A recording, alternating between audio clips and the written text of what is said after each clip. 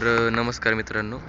आपल्या या सिरीजमध्ये की जो एक टॉपिक घ्यायचा आणि तो आपण मास्टर करायचा, त्याच्यामध्ये थोडीशी विघ्न यायला सुरुवात झालेली आहे. त्याच्यामुळं आपला सेटअप सध्या आपल्याकडे नाही आहे. त्याच्यामुळं आजच्या दिवस ह्या सेटअपवरती आपण काम चालू आहे.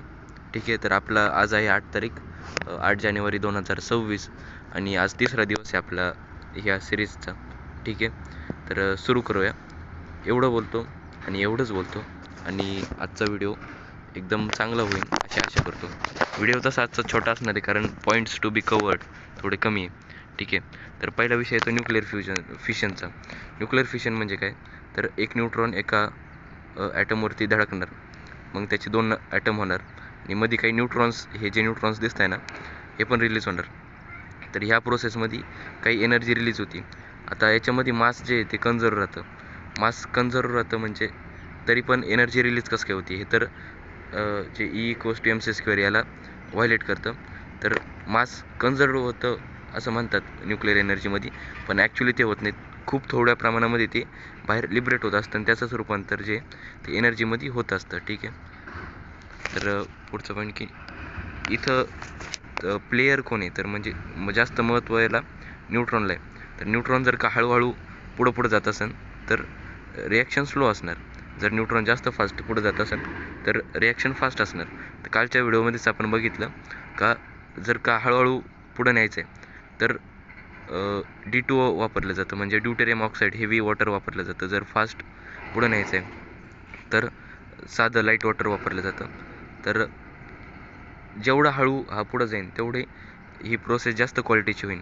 म्हणजे मागच्या व्हिडिओमध्ये बघितलं होतं की जर हेवी वॉटर असेल तर एनरिचमेंट करायची गरज भासत नाही. त्याचं कारण हेच आहे. ठीक आहे.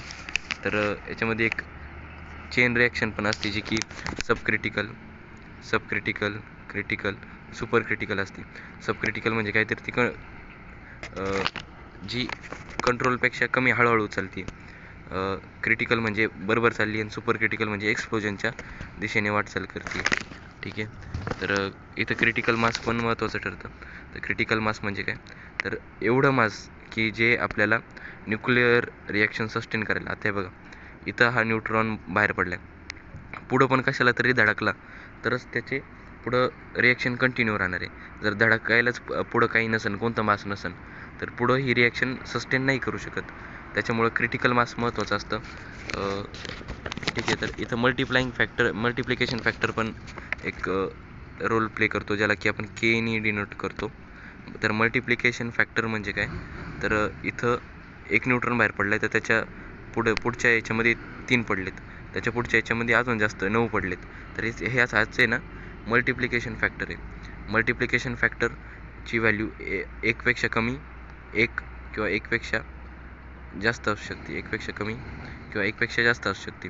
1पेक्षा कमी असली तर ती डाईंग असणार, तो रिॲक्टर. डाईंग म्हणजे काय?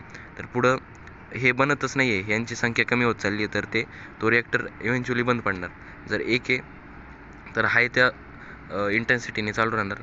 1पेक्षा जास्त आहे म्हणजे जे आपल्याला सध्या ह्या इमेजमध्ये दिसतंय 1पेक्षा जास्त आहे. 1 न्यूट्रॉन होता, त्याचे 3 झाले, 3चे 9 झाले. तर मल्टिप्लिकेशन फॅक्टर इथं 1पेक्षा जास्त आहे. त्याच्यामुळे ही रिॲक्शन मोठी होत जाणार. ठीक आहे. तर एवढंच होतं आजसाठी. आजचा व्हिडिओ थोडा छोटाच बनवला मुद्दामून, कारण आपलं सेटअप नाही आहे आपल्याकडं. तर हीच रिॲक्शन इथं ह्या ज्या इमेजमध्ये आहे ना 2 डिफरन्सेस दिले. ही न्यूक्लिअर रिॲक्शन आहे, हे न्यूक्लिअर एक्सप्लोजन आहे. ठीक आहे. तर न्यूक्लिअर रिॲक्शन ही कंट्रोल्ड असते कारण त्याच्यामध्ये जे कंट्रोल्ड रॉड्स असतात, हे जे न्यूट्रॉन पुढे निघालेत ना, यांना ॲब्झॉर्ब करण्यासाठी पण एक मटेरियल असतं इथं. ठीक आहे. तसं बॉम्बमध्ये नाही, ती अनकंट्रोल्ड चेन रिॲक्शन आहे.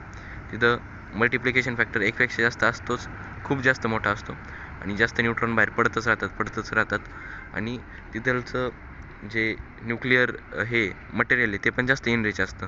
त्याच्यामुळे ते खूप कमी वेळामध्ये जास्त एनर्जी रिलीज करतं. ठीक आहे. तर इथं E=mc² हे खूप मोठा रोल प्ले करतं.